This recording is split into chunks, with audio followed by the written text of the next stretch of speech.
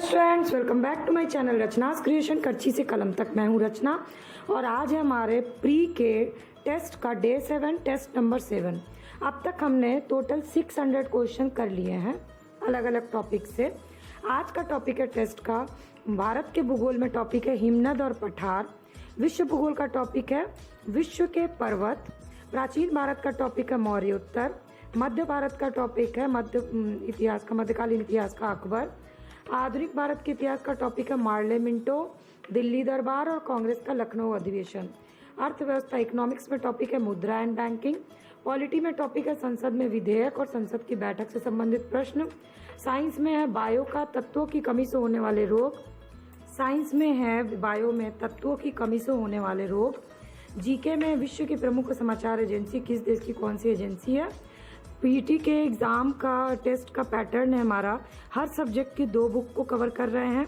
NCERT cover कर रहे हैं 6 to 12, 20 साल के बैक ईयर क्वेश्चन किसी भी टॉपिक का, जैसे कि हिमनद और पठार से क्या क्या 20 साल में क्वेश्चन पूछे गए उसको कवर करते हुए नए क्वेश्चन आपके लिए क्या बन सकते हैं, यानी फॉरवर्ड लिंक क्वेश्चन।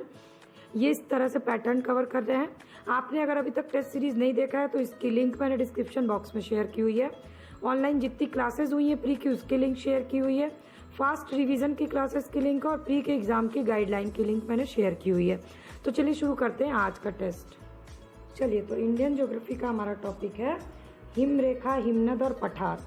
और वही सारे कीवर्ड से क्वेश्चंस मैं आपको बता रही हूँ जिससे लगातार क्वेश्चन पूछे जाते हैं, ना कि आपको पूरा रिसर्च करना है। हिमालय में हिमरेखा कितने से कितने के बीच में होती है, कितने मीटर? तो 4500 से 6000 मीटर। ये क्वेश्चन बीपीएससी में पूछा गया है।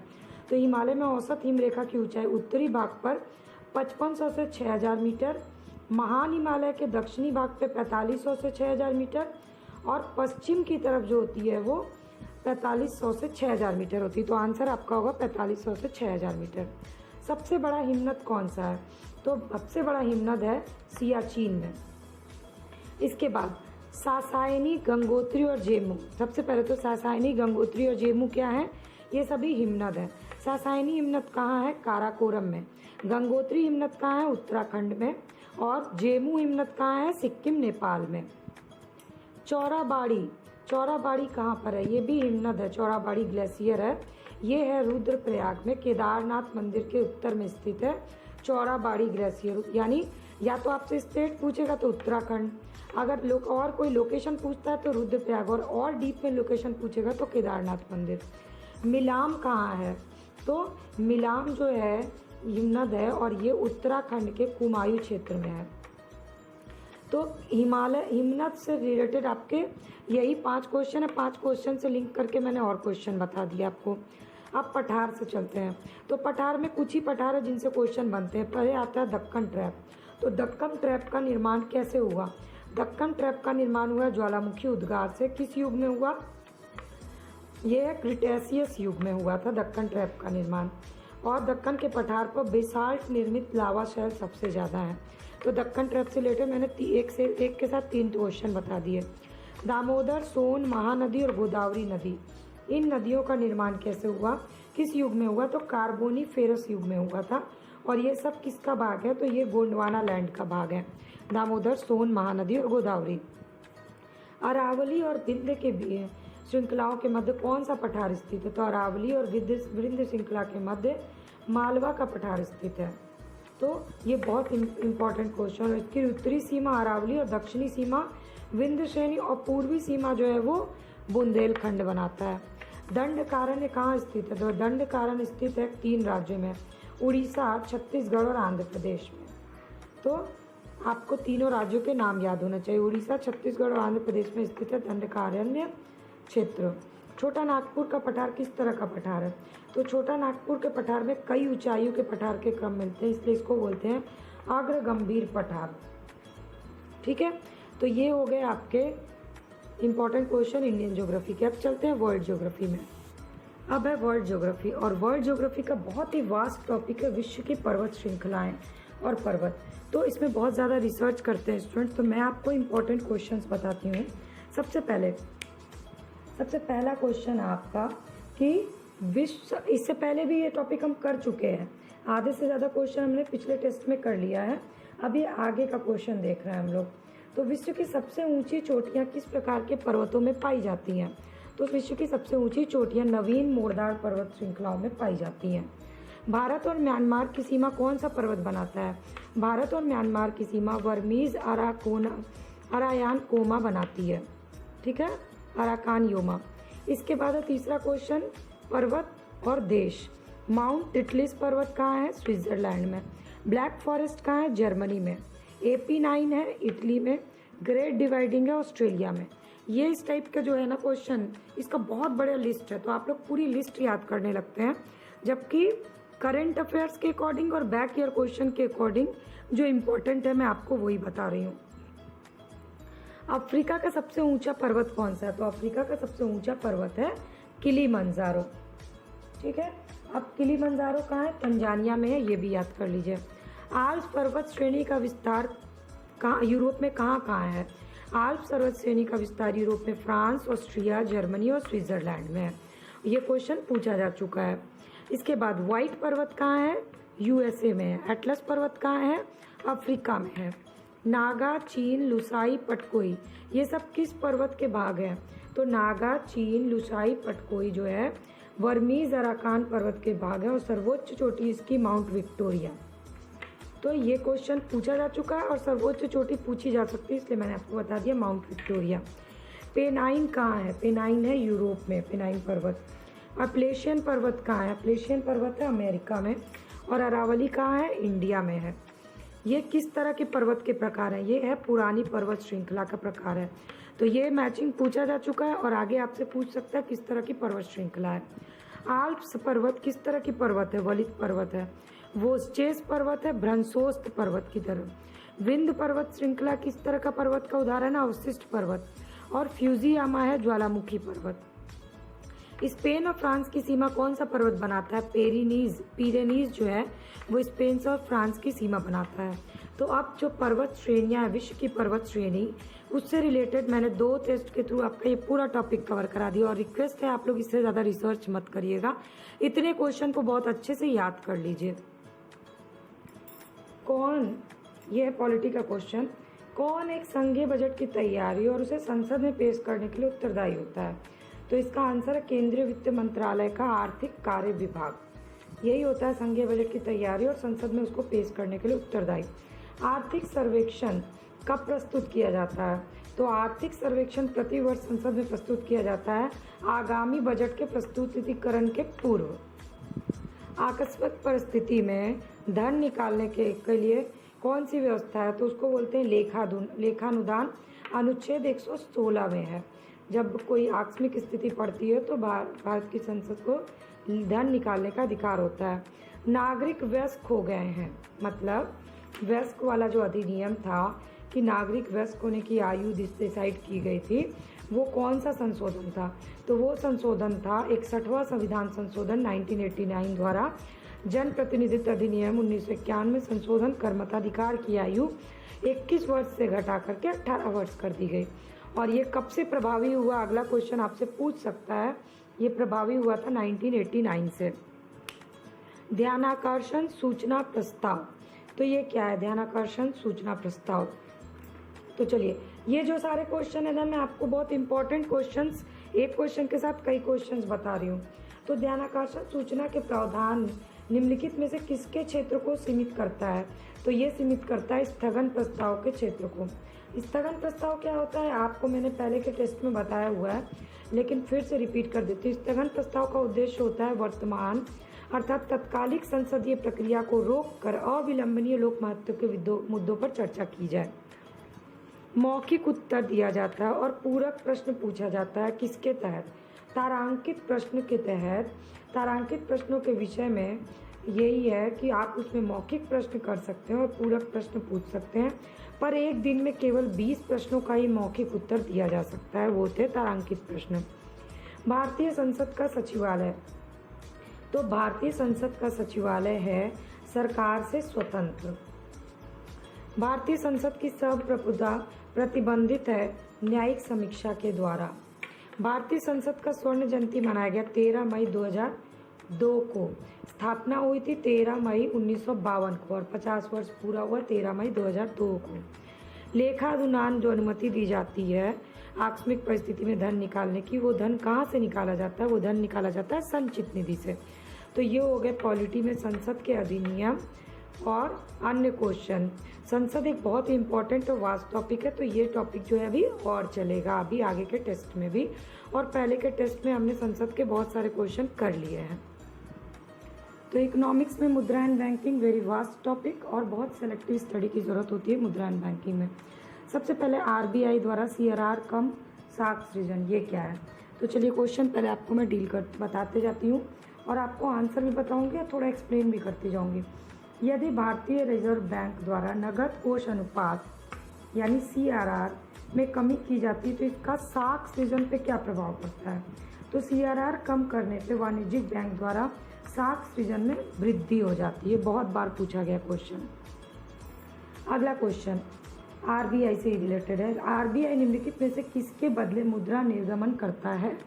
तो आरबीआई मुद्रा निर्गमन करता है स्वर्ण के बदले, विदेशी प्रतिभूति के बदले और भारत सरकार की प्रतिभूति के बदले, तीनों के बदले मुद्रा निर्गमन करता है।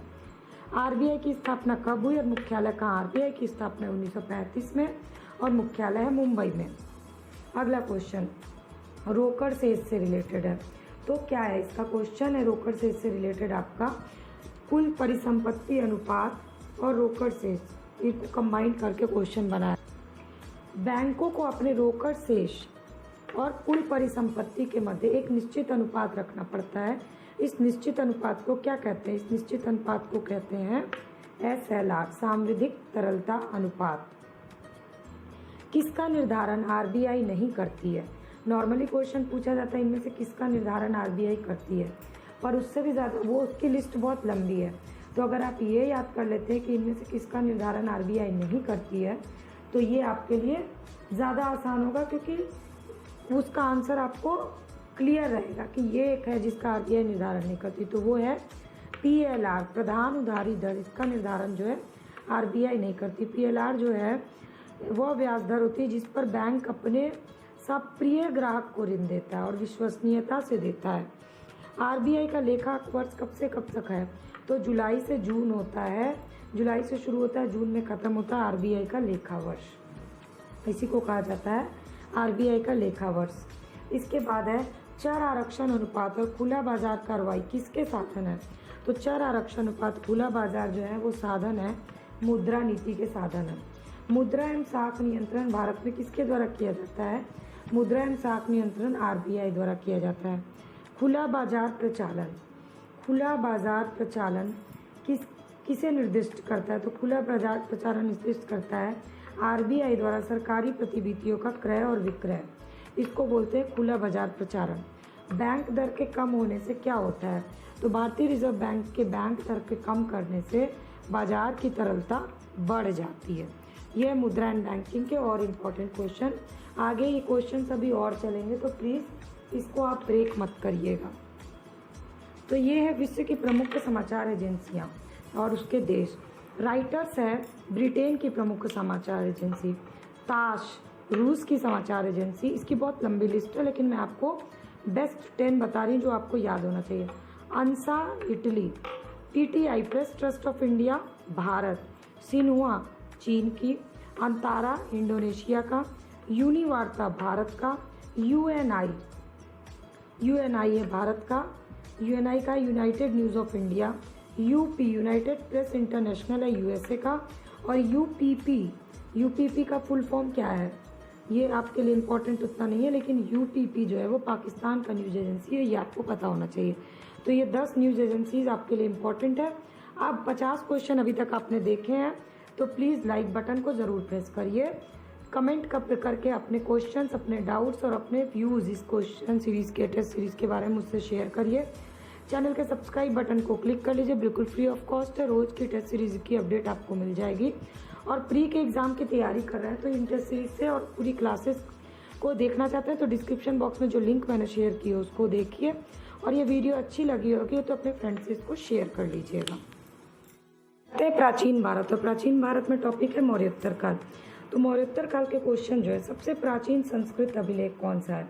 सबसे प्राचीन संस्कृत अभिलेख है रुद्रदामन का जूनागढ़ अभिलेख। भारत में स्वर्ण सिक्कों का प्रचलन कौन से किस वंश ने कराया था? तो कुषाण वंश ने भारत में स्वर्ण सिक्कों का पूर्ण रूप से प्रचलन कराया था। कनिष्क के चार शहर का नाम कहाँ मिलता है, किस अभिलेख में मिलता है? तो 4 शहरों के नाम का उल्लेख मिलता है रबतक अभिलेख। तो 4 शहर है साकेत, कौशाम्बी, पाटलिपुत्र और चंपा। ये आगे का क्वेश्चन आपके लिए इंपॉर्टेंट हो सकता है। अश्वघोष, राजकविता और नागार्जुन पार्श्वर चरक, ये सब किसके समकालीन थे? तो कनिष्क का राजकवि था अश्वघोष और उसी के दरबार में थे नागार्जुन पार्श्वर चरक। पाणिनि की अष्टाध्यायी, तो क्वेश्चन है आपका पाणिनि की अष्टाध्यायी पर महाभाष्य की रचना किसने की थी? तो पतंजलि ने की थी। और पतंजलि कौन से शुंगकालीन विद्वान थे? किस हिंद यवन शासक ने शीशे के सिक्के चलवाए थे? तो स्ट्रेटो II ने शीशे के सिक्के चलवाए थे।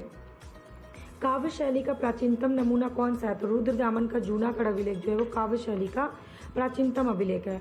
बिना बेगार के सुदर्शन झील का उद्धार किसने करवाया था?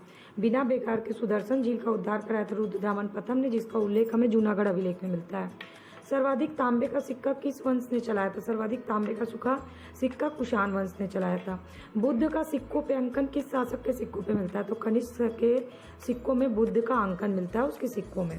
अब हम लोग करेंगे मेडाइवल हिस्ट्री। चलिए मेडाइवल हिस्ट्री देखते हैं। मेडाइवल हिस्ट्री में चल रहा है टॉपिक हमारा अकबर। फतेहपुर सीकरी और आगरा पहुंचने वाला पहला अंग्रेज व्यापारी कौन था? तो पहला अंग्रेज व्यापारी था रॉल्फ फिंच। 1583 से 91 ईस्वी तक रहा ये। इबादत खाना की स्थापना कब की गई? 1575 में, और 1578 में इसको खोल दिया गया। महजरनामा कब शुरू किया? अकबर ने 1579 में। अकबर ने जरी कलम की उपाधि किसको दी थी? अकबर ने जरी कलम की उपाधि दी थी मोहम्मद हुसैन को।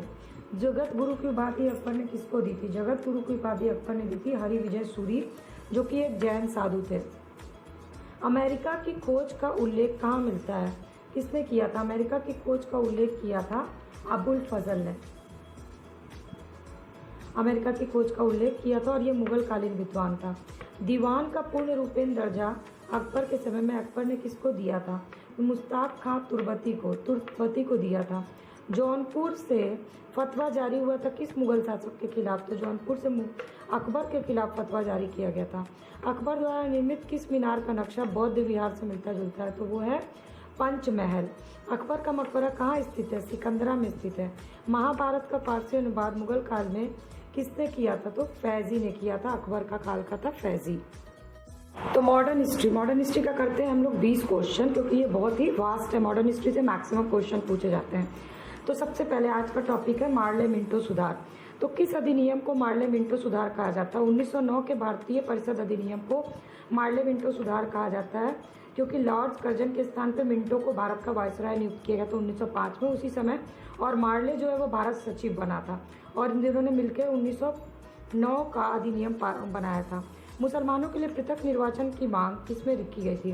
तो 1909 के भारतीय परिषद अधिनियम यानी मार्ले मिंटो सुधार पे मुसलमानों ने पृथक निर्वाचन या सांप्रदायिक, एक तरह से वो बोल सकते हैं, एक वर्ड यूज किया गया है, वो कर सकते हैं। इस एक्ट ने हमारा सर्वनाश कर दिया।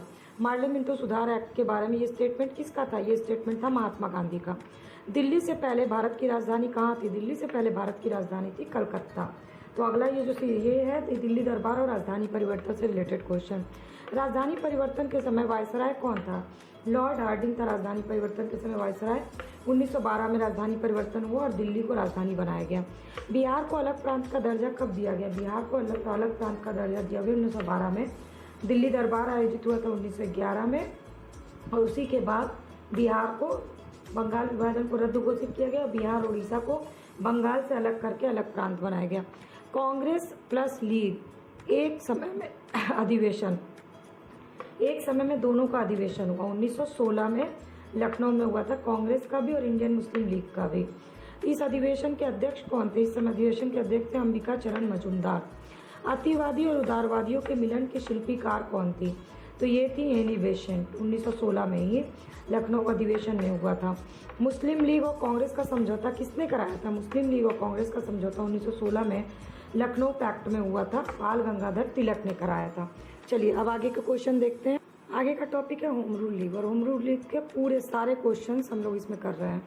सबसे पहले होम रूल लीग की स्थापना किसने की थी? एनी बेसेंट ने की थी 1916 को, 3 सितंबर 1916 को, और 28 अप्रैल 1916 को तिलक ने की थी होम रूल लीग की स्थापना। कॉमनवेल्थ और न्यू इंडिया किसके थे? एनी बेसेंट की। और मराठा और केसरी थी बाल गंगाधर तिलक की। और ये जो है ये चारों पत्रिका थी होम रूल लीग के प्रचार के से जुड़ी हुई।